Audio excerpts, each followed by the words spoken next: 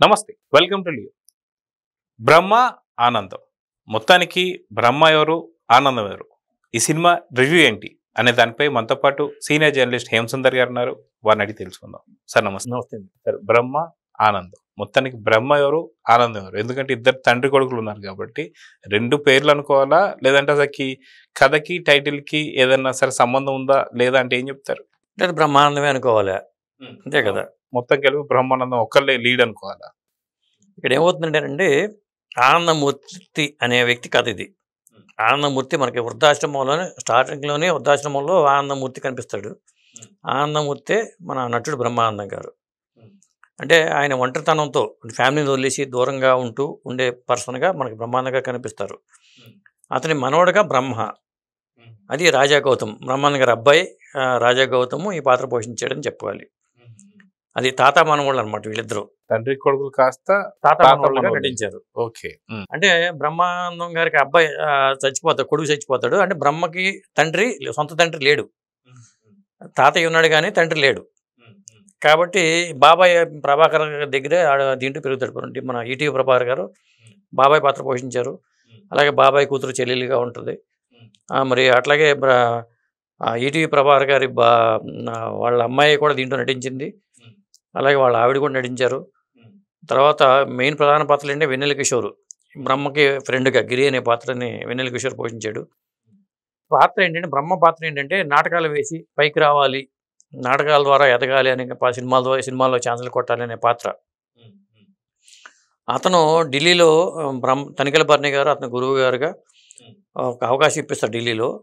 దానికి నీకు ఢిల్లీ నాటక అకాడమీ ప్రదర్శించాలంటే నువ్వు 6 లక్షలు కట్టాలి అనే ప్రపోజల్ రావడంతో ఆ డబ్బుల కోసం ప్రయత్నాలు చేయటం బ్రహ్మ. ఇతను ప్రేమించిన అమ్మాయి ఏమో, ఇతను సెల్ఫిష్ బ్రహ్మ. ఇతను ప్రేమించిన అమ్మాయి ఏదో తంటలు పడి మొత్తం 6 లక్షలు పోగు చేస్తే ఇతను సెల్ఫిష్ అని తెలిసేసి ఆ చెక్కు కూడా చింపేస్తుంది. దాంతో డబ్బుల అన్వేషణలో ఉంటాడు ఇతను బ్రహ్మ. ఊరంతా అప్పులే, తప్పించి తిరుగుతూ ఉంటాడు. ఆ పాత్ర బ్రహ్మ పాత్ర. మరి ఈ నేపథ్యంలో డబ్బులు అన్వేషణ టైంలో మరి ఆనందమూర్తి గారు ఒక ప్రపోజల్ తీసుకొస్తాడు. నా దగ్గర ఒక పొలం ఉంది, 6 ఎకరాల పొలం ఉంది, నీకే ఇచ్చేస్తాను, నేను చెప్పిన షరతు నన్ను ప్రేమగా చూసుకోవాలి, నా షరతులకు అంగీకరించాలని ఒక ప్రపోజల్ పెడతాడు. ఆ ప్రపోజల్ ఏంటంటే, ఆ ప్రపోజల్కి వీళ్ళు ఆ ఊరు వెళ్తారు. నాకు పలానా ఊళ్ళో ఉందంటంతో ఆ ఊళ్ళోకి వెళ్ళిన తర్వాత అక్కడ రాజీవ్ కనకాల ఫ్యామిలీతో, సర్పంచి రాజీవ్ కనకాల, ఆ ఫ్యామిలీతో వీళ్ళు కనెక్ట్ అవుతారు. అసలు విషయం ఏంటంటే, తాతయ్య ప్రేమలో పడ్డాడు, ఓల్డేజ్ హోమ్లోనే ప్రేమలో పడ్డాడు. ఓకే.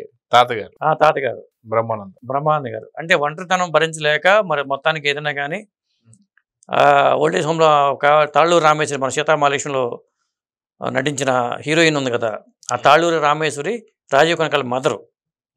వీళ్ళు వెళ్ళిన ఊరు అదే. తన ప్రేమికురాలి కోసం తాతగారు వెళ్ళాల్సి వచ్చింది అక్కడికి. దానికి మనవాడికి ఏదో పొలం అడ్డం పెట్టి చెప్పి మాయ మాటలతో మనవాడిని తీసుకెళ్తే అసలు కథ అంతా అర్థమవుతుంది. ఈ నేపథ్యంలో తాతయ్య ప్రేమ కథకి ఈ మనవడు ఎలాంటి ముగింపు ఇచ్చాడు అనేది మెయిన్ కథ అదండి. అయితే ఈ సినిమా చూస్తున్నంత వరకు మనకి గతంలో కూడా బ్రహ్మానందం గారు లీడ్ రోల్స్ చేశారు. ఏదైతే బాబాయ్ హోటల్ కానీ ఇలాంటివన్నీ చూసాం.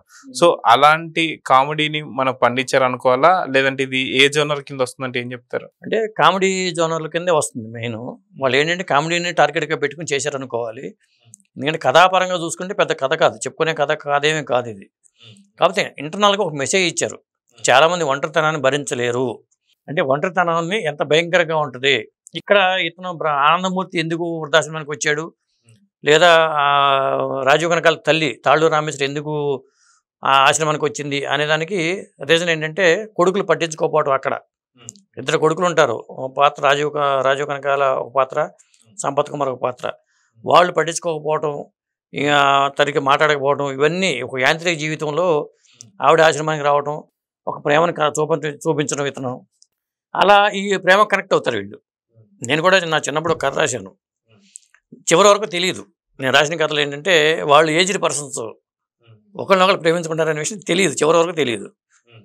కథ చదివిన తర్వాత ముగింపులో వీళ్ళు 60 ఏళ్ళు దాటిన వాళ్ళు అనే ట్విస్ట్ ఇచ్చాను నేను. అట్లాంటిదే ఈ ప్రేమ కథ కూడా చెప్పాలంటే. అయితే ఇటీవల నేను ఏదో వార్తల్లో చూసినప్పుడు, అది తెలుగు రాష్ట్రాల్లో తమిళ రాష్ట్రం తెలియదు కానీ సేమ్ ఇలాంటి ఒక సీన్ అయితే మనకు కనిపించింది. ఏంటంటే వృద్ధాశ్రమంలో ఉన్నటువంటి ఎవరైతే ఉన్నారో ఒక వృద్ధుడు ఒక వృద్ధురాలు ఇద్దరు కలిసేసి పెళ్లి చేసుకున్నటువంటి ఒక సీన్ జస్ట్ ఒక రెండు రోజుల క్రితమే వచ్చినట్టు కనిపించింది. సో సేమ్ ఇదే అంటే ఇది బయట జరుగుతున్నాయి కాబట్టి ఇది కథలుగా సినిమాలకు ఎక్కుతున్నాయంటే ఏమంటారు? అంతే కావచ్చు. ఇప్పుడు ఎందుకంటే 60 ఏళ్ళకి దాటిన వాళ్ళకి పెళ్లి చేసే మ్యారేజ్ లింక్స్ కూడా చాలా వచ్చేసినాయి. మనం వీడియోలో చూస్తున్నాం. చాలా మందికి దాన్ని ఏమంటారు ఈవెంట్ నిర్వహించడం, అక్కడ కూర్చోబెట్టి వాళ్ళని ఒకటి చేయటం అనేది చూస్తున్నాం. దాన్ని బేస్ చేసుకుంటే ఇప్పుడు కొంతమందికి ఒకప్పుడు పెళ్లి చేసుకుంటే వింతగా మాట్లాడుకునేవాళ్ళు. ఇప్పుడు పెద్దవాళ్ళు పెళ్లి చేసుకున్నా, తాతలు పెళ్లి చేసుకున్నా వింతగా మాట్లాడట్లా.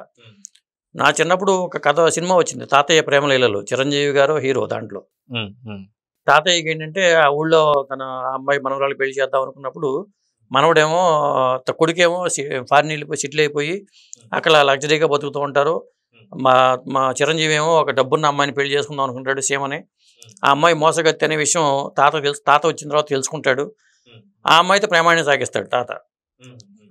అప్పుడు ఈ సీమ మోసగత్తి అనే విషయం హీరోకి తెలుస్తుంది. తను హీరోయిన్ పెళ్లి చేసుకుంటాడు. అది తాతయ్య ప్రేమలీల సినిమా. ఈ సినిమాకి ఒక విధంగా చెప్పాలంటే తాతయ్య ప్రేమ కథా చిత్రం అని పెట్టుకున్నా బాగుండేది పేరు.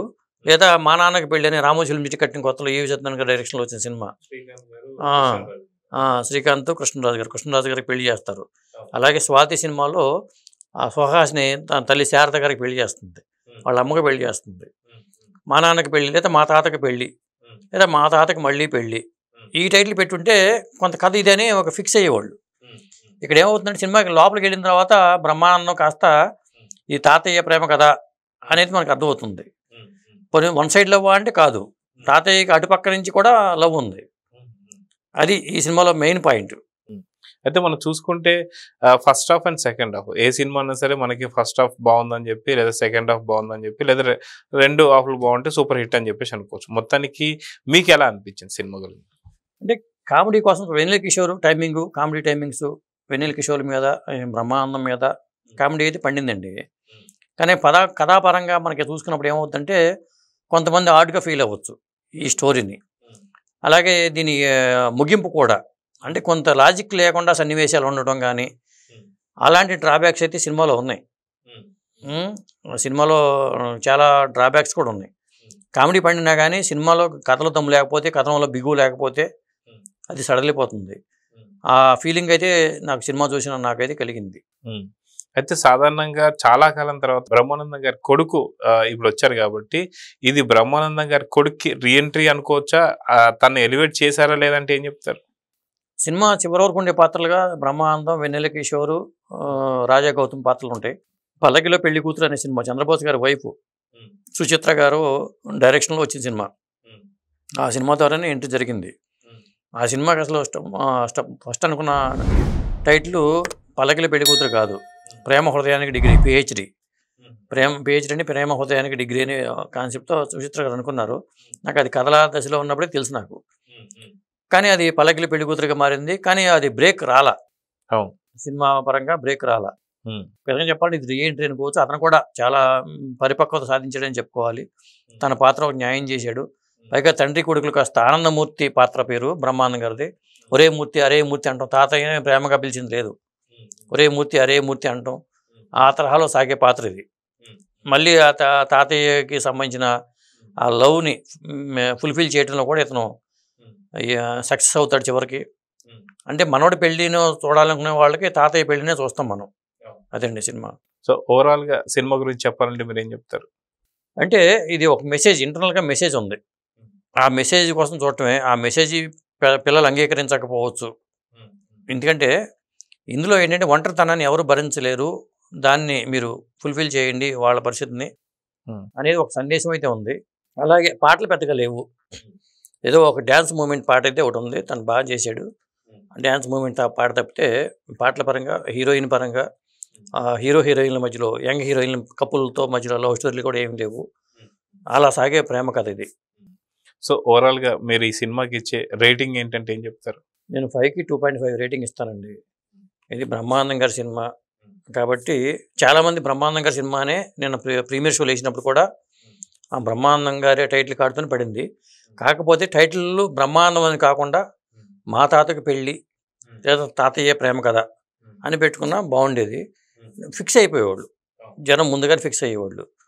వాళ్ళు బ్రహ్మానందం అని ఎందుకు పెట్టారో మరి మాకు తెలియదు, కానీ బ్రహ్మ పాత్ర ఆనందమూర్తి పాత్ర తాత మనవడు కాబట్టి బ్రహ్మానందం అని పెట్టారు అనుకోవాలి. బ్రహ్మ ఆనందం అనేది ఈ సినిమా టైటిల్. సో చూద్దాం సార్, ఖచ్చితంగా వీకెండ్ కాబట్టి కలెక్షన్స్ కూడా ఎలా ఉంటాయో చూద్దాం. సో కలెక్షన్స్ గురించి కూడా మరొకసారి మళ్ళీ కలుద్దాం. నమస్తే.